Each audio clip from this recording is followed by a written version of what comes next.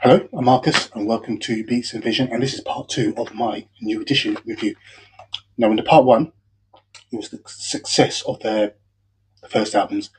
Yes, I get it. Bobby Brown had King of Stage, Johnny Gill's done that, but the breakout albums after Any Heartbreak. So I did a part 1 on that.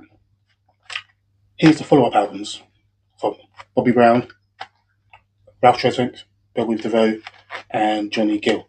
Now I've done a review on the Bobby album before, so I won't go into too much detail into that at the moment. So let's review the next 3 albums. First off, got Bill with DeVoe. Pt2 came out in 1993. We have Johnny Gill follow-up, Provocative, also 1993. And we have the Ralph Tresvant, It's Going Down, again, 1993. So what do I think of these follow-ups? Well, let's be honest, it wasn't as big as the first, or the previous albums, should I say.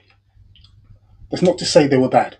Now, I'd like to think that probably the most successful follow-up was Bobby Brown's Bobby from 1992. Again, a 4-year gap from Don't Be Cruel. That's a long time. That's a long time for follow-up. Unless you're Michael Jackson, you're not going to get away with that. Music changes so quickly. He just about got away with it. Should he have released an album a year earlier? Probably, in 91. But then it wouldn't have sounded how he did on this. So it's one of those. I think the mistake for the follow-ups on the other 3 probably just left it a little bit too long. 1993, you're going really into that West Coast Snoop Dogg, Dr. Dre vibe. Hip hop was really kicking off back then. Ice Cube, I remember as a 15-year-old. Cypress Hill.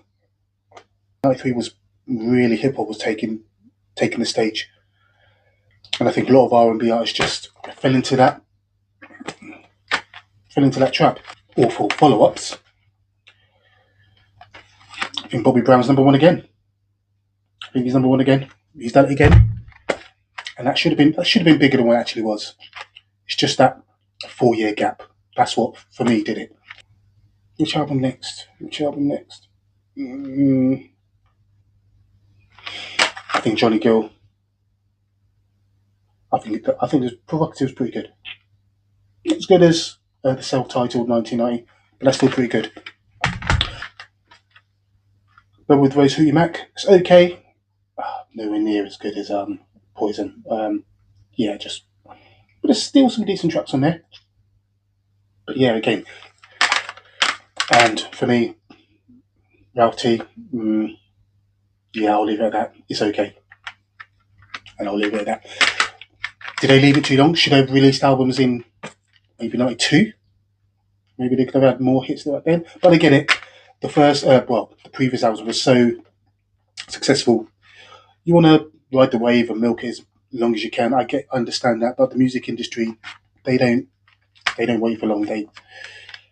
I just think if they'd released albums a year earlier, all of them, they probably would have had probably not the same success as before,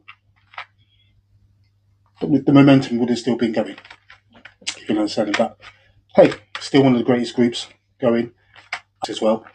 So all in all, as disappointed as the follow-ups were, in some of them, still some decent music in there. So that's my part 2 of New Edition. Thank you. Like, subscribe, take care. Thank you very much.